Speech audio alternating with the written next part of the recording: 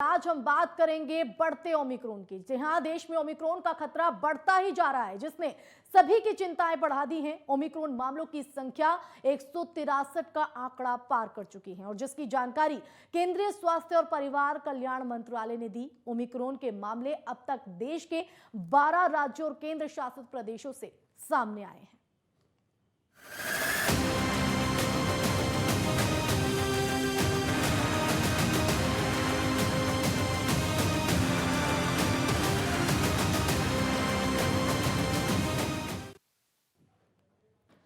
तो कोरोना के मामले देश में फिर से बढ़ने लगे और इस बार एक नए वेरिएंट ओमिक्रॉन ने दुनिया में कोहरा मचाया हुआ है। ब्रिटेन में ओमिक्रॉन के एक दिन में 10,000 से ज्यादा मामले सामने आए हैं, तो वहीं भारत में केंद्र और राज्य सरकार के आधिकारिक आंकड़ों के मुताबिक ओमिक्रॉन के मामले 163 पहुंच गए हैं। ये मामले 12 राज्यों और एक केंद्र शासित प्रदेश में सामने आए हैं।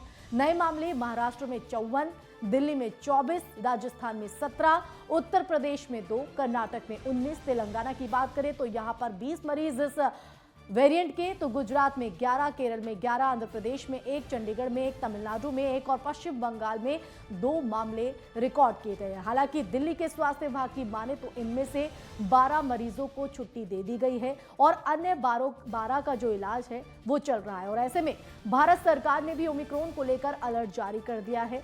सभी लोगों को वैक्सीनेशन करने की सलाह दी गई है। हालांकि इस तरह की चीजें भी सामने आ रही हैं इस वेरिएंट को लेकर कि जिन्हें वैक्सीन की दोनों डोज लग चुकी हैं, अगर वो इस संक्रमण के चपेट में आते हैं तो उन्हें कोई खतरा नहीं होगा। हालांकि ये भी कहा जा रहा है कि घातक उतना नहीं है लेकिन संक्रामक है, यानी कि जिस शख्स को ओमिक्रॉन हुआ है उसके कॉन्टैक्ट में आने वाले सभी लोग संक्रमण हो रहे हैं और ज्यादातर केसेस में अभी तक यही देखा जा रहा है।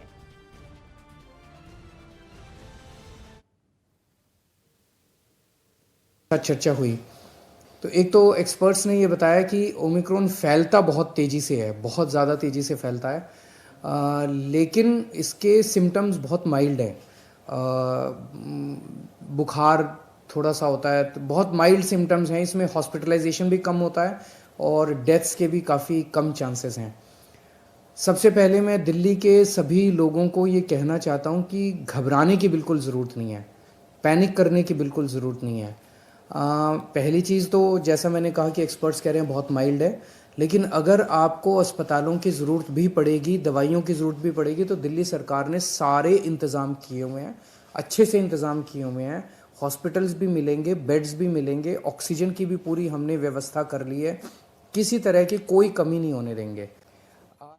तो दिल्ली में ओमिक्रॉन के 24 मामले सामने आ चुके हैं। हालांकि दिल्ली के मुख्यमंत्री अरविंद केजरीवाल की तरफ से कहा गया है कि ये तेजी से फैल जरूर रहा है लेकिन इसके माइल्ड लक्षण हैं, यानी कि इतना घातक नहीं, लेकिन उसके बावजूद सरकार और प्रशासन, स्वास्थ्य महकमा पूरी तरह से तैयार है।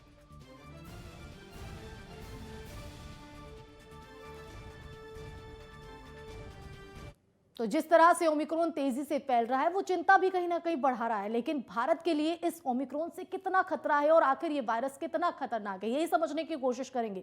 हमारे साथ IMA national joint secretary Naresh Chawla ji जुड़ गए हैं। डॉक्टर नरेश, बहुत बहुत स्वागत है आपका नेटवर्क 10 में।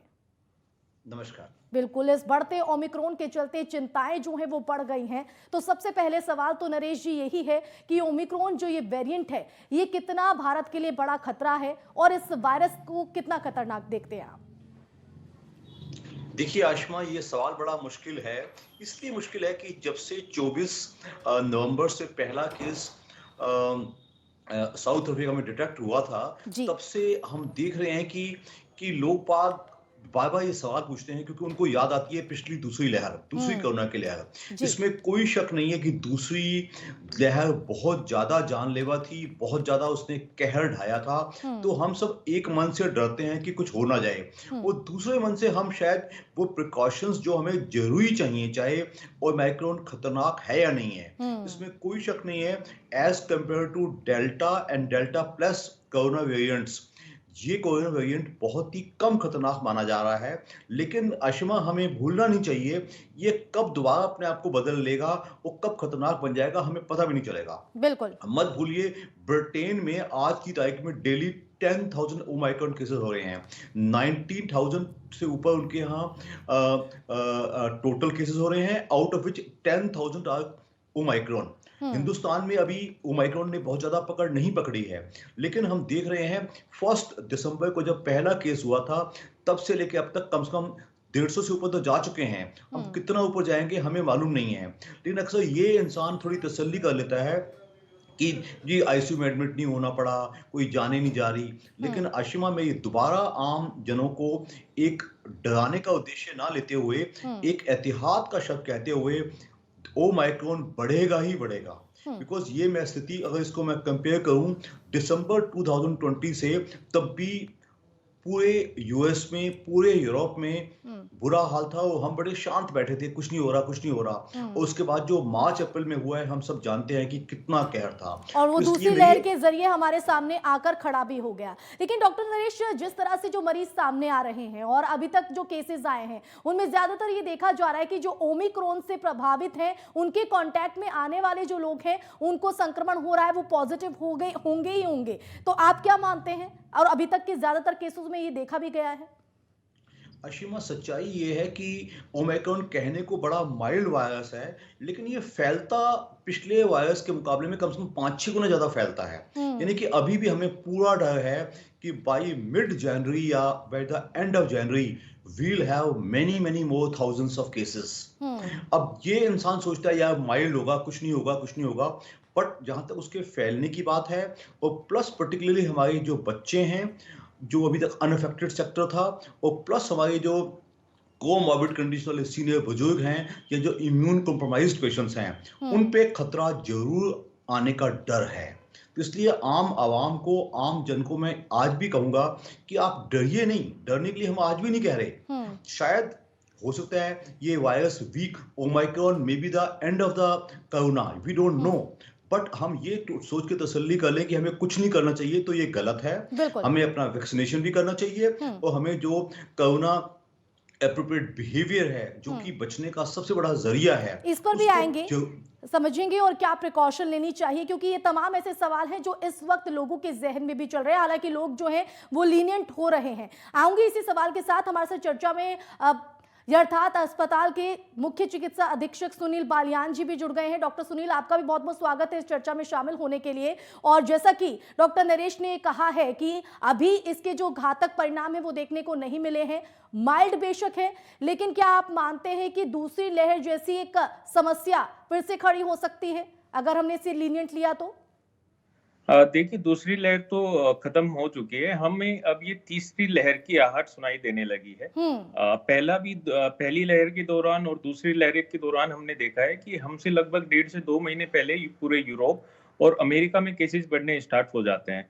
वहां पे आने के बाद लगभग 1.5 से 2 महीने बाद हमारे यहाँ पे भी जो है केसेस उसी आधार पर बढ़ते हैं। अभी नीति आयोग ने भी एक, डॉक्टर पॉल कमेटी ने भी एक रिपोर्ट निकाली है, जिसमें एक्सपेक्टेड है कि जनवरी एंड से इंडिया में केसेस ज्यादा बढ़ने स्टार्ट होंगे और फरवरी में 14 to 15 lakh cases per day आने की आशंका है। तो कहीं ना कहीं हम तीसरी वेव की शुरुआत हमें जो है दिखाई देने लगी है। और अब जो है ये हम ये ना देखें कि ये डेल्टा है, डेल्टा प्लस है या ओमिक्रॉन है, ये कोविड है। हमारा दोबारा से कोविड से सामना होने वाला है। हमें उसी आधार पर अपनी तैयारी करनी चाहिए, उसी आधार पे हमें अलर्ट रहना चाहिए। किसमें क्या फॉर्म होगी, किसमें कॉम्प्लिकेटेड होगा, किसमें नहीं होगा, ये क्योंकि अभी ये 26 नवंबर को ही पहला केस जो है ओमिक्रॉन का आया है, उससे अभी लगभग 1 महीने का हमारे पास डेटा है। 1-2 महीने में ये सब क्लियर हो जाएगा कि ये कॉम्प्लिकेटेड कितना ज्यादा होता है, किन किन कैटेगरी में ज्यादा इफेक्ट करता है, क्या L3 कोविड कैटेगरी में ज्यादा पेशेंट जाते हैं या नहीं जाते हैं। अभी शुरुआती जितने भी रुझान बाकी कंट्री से अभी देखने को मिले हैं, उसमें यही आया है कि ये फैलता बड़ी तेजी से है। अगर क्योंकि आप देखेंगे यूरोप की जो जनसंख्या है, वहां पे जो डेंसिटी ऑफ पॉपुलेशन है वो कम है कंपेयर टू इंडिया। इंडिया जैसी कंट्री में अगर इसकी फैलने की तीव्रता भी 5 गुना ज्यादा है, तो एक साथ लाखों की संख्या में लोग हमारे पास आएंगे। और जितना अभी तक डेटा दिखाता है वो दिखाता है कि लगभग 40 to 45% हॉस्पिटलाइजेशन रिक्वायर्ड है, which is a alarming condition.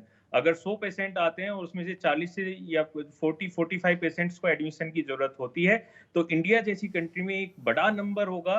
तो हमें अभी हमारे पास 1 से 1.5 महीना है, पहले ही सावधानी बरत लेनी चाहिए। अभी हम लगभग 42% इंडियन एलिजिबल पॉपुलेशन को जो है वैक्सीनेट कर चुके हैं। हमें जल्द से जल्द जो है अपनी इम्यूनाइजेशन को बढ़ाना है। सभी लगभग 70% से ज्यादा लोगों को इम्यूनाइज हम जो है मिड जनवरी तक भी कर लेते हैं तो भी हमारा ये एक अचीवमेंट होगा। सेकंड डोज के लिए लोगों को जल्दी से जल्दी आगे आना चाहिए और गवर्नमेंट को भी जो इन्होंने 84 डेज का कोविशील्ड के लिए टाइम पीरियड रखा है उसको कहीं रिकंसिडर करके अगर हम जल्दी कर सकते हैं तो वो देना चाहिए। तो कहीं ना कहीं जितना जल्दी हम वैक्सीन अपनी पब्लिक को करेंगे तो कहीं ना कहीं हम कोविड की तीसरी लहर को रोकने में जो है सक्षम होंगे। सिर्फ गवर्नमेंट इसको जल्दी कर दे वही काफी नहीं होगा। हमारी जो आम जनता है, जो पब्लिक है, जो कोविड अप्रोप्रिएट बिहेवियर को भूल चुकी है, उसको दोबारा से उस पे वापस आना पड़ेगा। बार बार चेहरे को टच नहीं करना है, 2 गज की दूरी बना के रखना है, ज्यादातर भीड़ भाड़ वाले इलाकों में नहीं जाना है। अभी क्रिसमस आने वाला है, न्यू ईयर आने वाला है, इसके सेलिब्रेशन से बचना है। गवर्नमेंट को भी इसकी गैदरिंग पर रोक लगानी चाहिए ताकि जो है आम जनता जो है थोड़ी अलर्ट हो जाए। और आम जन को भी अपनी भागीदारी निभाने की कहीं ना कहीं जरूरत है। डॉक्टर नरेश में आऊंगी और सुनील बालियान जी का ये साफ तौर पर कहना है कि दूसरी लहर नहीं बल्कि तीसरी लहर की कहीं ना कहीं इसको दस्तक मान लीजिए। हालांकि कितना घातक होगा ये आने वाले समय में साफ हो पाएगा। हालांकि जिस तरह से हम बात करें और अभी तक की चीजों में जो देखा गया है, अभी तक के जो केसेस सामने आए हैं, इस वायरस को माइल्ड बताया जा रहा है। अगर हम यही सोचते रहे, क्या ये लीनियंसी आगे चिंता बढ़ा सकती है और स्पेशली जो घातक बीमारी से ग्रसित लोगों के संदर्भ में? देखिए, इसमें बिल्कुल स्पष्ट कहा जाए कि चाहे वो कोरोना का कोई भी वायरस हो, चाहे हमें डोंट माइंड, हमारे देश में अभी पिछला वेरिएंट भी चल रहा है, डेल्टा और डेल्टा प्लस भी, और साथ में ओमाइक्रॉन भी शुरू हो गया है। और इवन इन इंग्लैंड वगैरह में, यूरोप, आपको बता दूं आशिमा, पूरा यूरोप बंद कर दिया गया है। No Christmas, no new year, everything. ये चीजें हमारे देश में जगह लेट होती हैं, वो तब हो पाती हैं जब पानी सर से ऊपर चला जाता है। The same condition, the history repeat हो रही है। 2020 की अंत पे ऐसा ही हुआ था। करते करते करते अप्रैल में इतनी तबाही आ गई थी। तो मेरी आम जनों से इतनी ही अपील है कि you just follow the corona prepared behaviour. अपने घर से मास्क पहनने के लिए, शॉर्ट डिस्टेंसिंग, सोशल डिस्टेंसिंग वगैरह वगैरह। भीड़ भाड़ में आप just imagine Ashima, the so much of religious gatherings आजकल हो रही हैं, so much of political gatherings हो रही हैं, so much of social gatherings. कम से कम लाखों शादियां अभी होकर चुकी हैं और लाखों शादियां अभी आने ड्यू हैं। अब इन सब को देखिएगा, जब तक गवर्नमेंट कोई रिस्ट्रिक्शन नहीं लगाएगी, number 1 government has to do its role, number 2 आम जन को भी ये समझना पड़ेगा कि खाली डंडे की चोट पे मत इंतजार करो, आप प्रिकॉशन पहले ही लेना शुरू होता हो। मैं देखता हूँ मॉल्स में, ऑफिस में, मंडियों में, सब्जी मंडियों में, हर जगह लोग ऐसे बसेस में, ट्रेन में लोग ऐसे ही घूम रहे होते हैं, ऐसे कुछ है ही नहीं। तो मैं आम जनता को डराना नहीं चाहूंगा, लेकिन इस बात की मैं बहुत सख्ती से अपील करूंगा कि वैसा मंजर ना नजर आए जैसा हमें लास्ट अप्रैल में नजर आया था।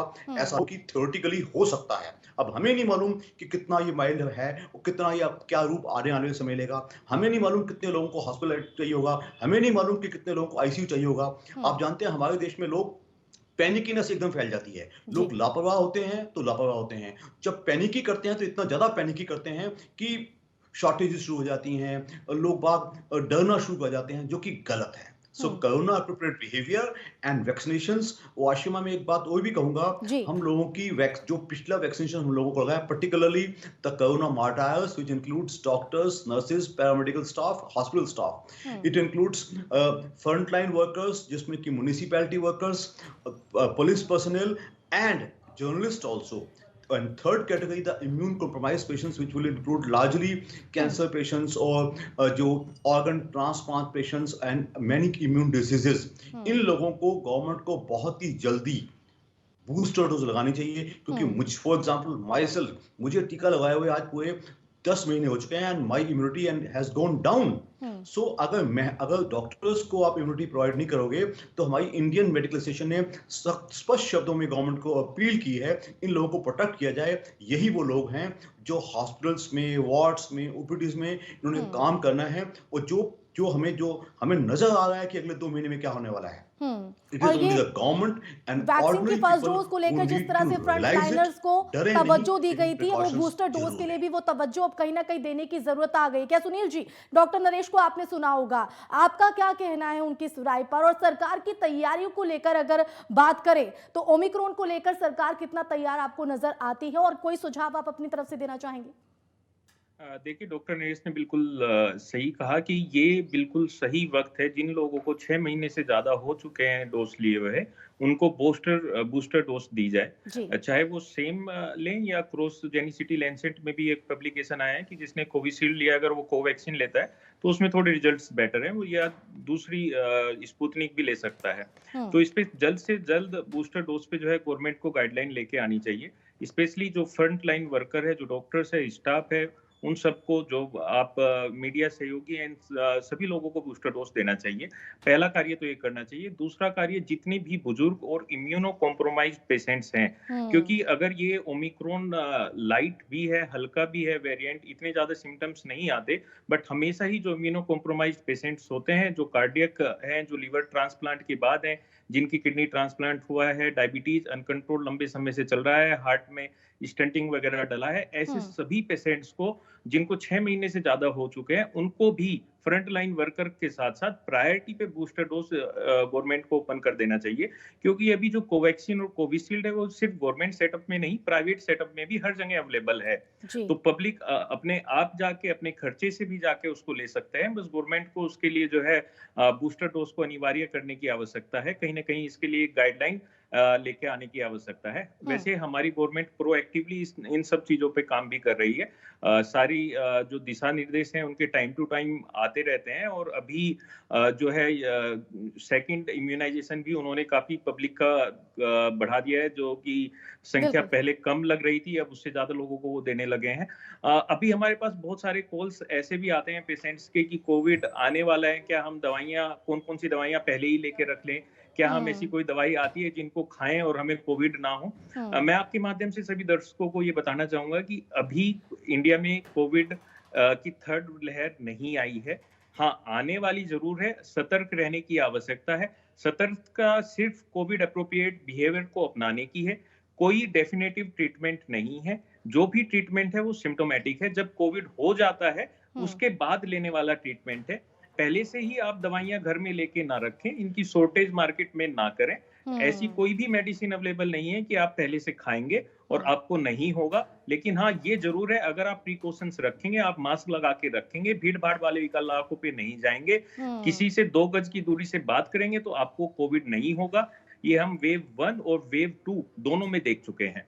तो मेडिसिन की बिल्कुल, जाहिर तौर पर जो सुझाव आपने सरकार को दिए हैं सुनील जी, और लोगों को भी कहीं ना कहीं जो प्रिकॉशन लेने की आप बात कर रहे हैं, ये आगे तक पहुंचे और लोग भी इस बात को समझे। डॉक्टर नरेश, वाकई ये सुनील जी का साफ तौर पर कहना है कि जो हम अक्सर अब देख पा रहे हैं, लोगों में लीनियंसी देखने को मिल रही है, चाहे वो शॉपिंग मॉल में हो, मार्केट में हो, ना लोगों के चेहरों पर मास्क अब नजर आ रहे हैं, ना लोगों का जो सोशल डिस्टेंसिंग का यहाँ पर कोई ख्याल है। तो कहीं ना कहीं आने वाले दिनों में घातक जो है वो हो सकता है। इसी के साथ आमजन से जुड़ा हुआ एक सवाल ये भी है कि लोगों में कहीं ना कहीं अब जो पैनिक है वो ओमिक्रॉन को लेकर देखा जा रहा है, और लोग इस वक्त ये सवालों के से जूझ रहे हैं कि आखिर इसके जो लक्षण है वो क्या है। क्योंकि हम सब ये बात तो कर रहे हैं कि ये जो वायरस है वो माइल्ड है, घातक नहीं है, लेकिन लक्षणों की बात करें तो इसके क्या कुछ लक्षण है? क्या अभी तक कोई केस आपके सामने ऐसा आया है? और अगर ऐसे कोई लक्षण पाए जाते हैं तो उन्हें टेस्ट कहां कराना होगा? ये तमाम ऐसे सवाल हैं जो इस वक्त लोगों के जहन में चल रहे हैं। डॉक्टर नरेश। अशिमा, मैं बता दूं कि अभी तक मैंने खुद कोई केस नहीं देखा है। दिल्ली में भी बहुत ही कम केस हुए हैं, लेकिन ये सच है कि हमें ऐसा कोई भी केस दिखे जिसका कोई, चाहे वो विदेश से आया हो या ऐसा कोई पेशेंट हो जो विदेश से आए हुए पेशेंट के कॉन्टैक्ट में हो, पर्टिकुलरली अफ्रीका जैसे, इवन यूरोप से भी अब तो हमारे पास यहाँ पेशेंट्स आ रहे हैं, उनमें भी पॉजिटिव पाया जा रहा है, ऑस्ट्रेलिया वाले पेशेंट में भी पॉजिटिव पाया जा रहा है। तो ऐसे पेशेंट की हिस्ट्री लेना बहुत जरूरी है, और जरूरी नहीं कि इसमें सिंपल खांसी जुकाम ही होता है। इसमें ज्यादातर लोग ऐसा रिपोर्ट कर रहे हैं, वो कुछ लोग तो फीवर तक रिपोर्ट भी नहीं कर रहे, ओनली जॉइंट पेन्स, यानी कि एक्सट्रीम वीकनेस, जॉइंट पेन्स। और ये भी माना जा रहा है कि ये वायरस सिंपल खांसी जुकाम किए बिना स्ट्रेट निमोनिया भी कर सकता है। तो इसके लिए हम सब क्लिनिशियंस को एक शक की नजर बनाए रखनी पड़ेगी, और जिस भी पेशेंट में ऐसी कोई हिस्ट्री मिले हमें उसका फटाफट RT-PCR टेस्ट करवाना चाहिए। साथ में जीनोम सीक्वेंसिंग करवाना जरूरी है, उसी से इसका कंफर्मेशन हो सकता है। एक और टेस्ट जो ICMR ने उसका ऐलान किया है, अभी वो मार्केट में नहीं आया, वो इसका रैपिड टेस्ट होगा, वो भी मार्केट में आने वाला है, उससे भी हम पता कर पाएंगे। तो हम उम्मीद करते हैं कि आने वाले दिनों में इस किस्म की टेस्टिंग हमारे यहाँ वो अच्छे से उपलब्ध हो जाएगी, वो पेशेंट को हम जल्दी डायग्नोज कर पाएंगे। लेकिन ऐसा होने से पहले जो आज की तारीख में जो है, जैसे कि डॉक्टर सुनील कह रहे थे कि लोग बाग से वो बचना चाहते हैं लेकिन प्रिकॉशन ले लेना चाहते हैं, तो उनको ये स्पष्ट निर्देश है, नो एक्टिव ट्रीटमेंट या कोई ऐसी दवा नहीं ली जा सकती, लेकिन आप अपनी फिटनेस का ख्याल रखिए, आप अपने बैलेंस्ड फूड का ख्याल रखिए, आप अपनी इम्यूनिटी का ख्याल रखिए, प्लस सबसे जरूरी फालतू बाहर मत निकलिएगा, बच्चों को घर के अंदर रखिएगा, बुजुर्गों को जो कोमोर्बिडिटी के पेशेंट्स हैं उनको भी घर के अंदर रखिएगा, और घर से बाहर निकलिए तो मास्क का या डबल मास्क का इस्तेमाल जरूर कीजिएगा, एंड सोशल डिस्टेंसिंग कम से कम 2 गज की दूरी मेंटेन कीजिएगा। मैं कहता हूं अगर हम ये करें तो हमें कोई डरने की जरूरत नहीं है। ऐसा वही जैसे हमें प्राइम मिनिस्टर मोदी साहब ने कहा, we do not have to invite the third wave, we have to preempt means कि हमें सब प्रिकॉशंस लेनी है। कोई जरूरी नहीं कि अगर वो यूरोप में आएगा तो हमारे देश में आना जरूरी है। अगर हम हिंदुस्तान वासी हम सब समझदारी से पेश आए तो मैं समझता हूँ कि मुश्किल नहीं है, हम इस थर्ड वेव से जो कि बहुत ही ड्रेडेड मानी जा रही है उससे हम बच सकते हैं। लेकिन बहुत जरूरी है vaccination plus booster vaccination for all the risk category, frontline warriors and corona warriors and immune compromised patients, और वैक्सीनेशन सब लोगों के लिए। आशी मैं आपको बता दूं, अब कई लोग इस बात पे भी बहुत शक करते हैं, डॉक्टर साहब उसको तो 2 डोज लग चुकी थी तब भी उसको ओमिक्रॉन हो गया।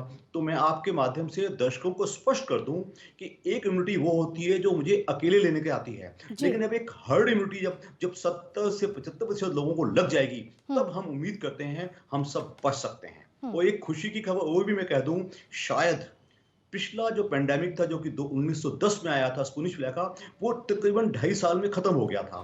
तो अब हम भी उम्मीद करते हैं कि शायद ये जून तक खत्म हो जाएगा, लेकिन इस बात को कोई कह नहीं सकता। लेकिन जून से पहले कितनी तबाही मचा के जाएगा उस चीज के लिए हमें डरना भी जरूरी है और प्रिकॉशन लेना बहुत ही जरूरी है। जैसे कि आपने यहाँ पर दोनों डोज की बात करी और उसके बाद भी इस तरह के जो केसेस हैं वो उन लोगों में देखने को मिल रहे हैं, और हाल ही में कोविड टास्क फोर्स के जो सदस्य हैं डॉक्टर वीके पॉल, उन्होंने भी एक बयान जारी किया था। उन्होंने भी कहा था कि हालात ऐसे भी हो सकते हैं कि जिन्हें वैक्सीन की दोनों डोज लग गई है वो भी कहीं ना कहीं फेल साबित हो सकते हैं। तो ऐसे में क्या डॉक्टर नरेश ये माना जाए कि अब वैक्सीन में तब्दीली का वक्त आ चला है? वीके पॉल के इस बयान पर आप क्या कहेंगे, आपका क्या रिएक्शन?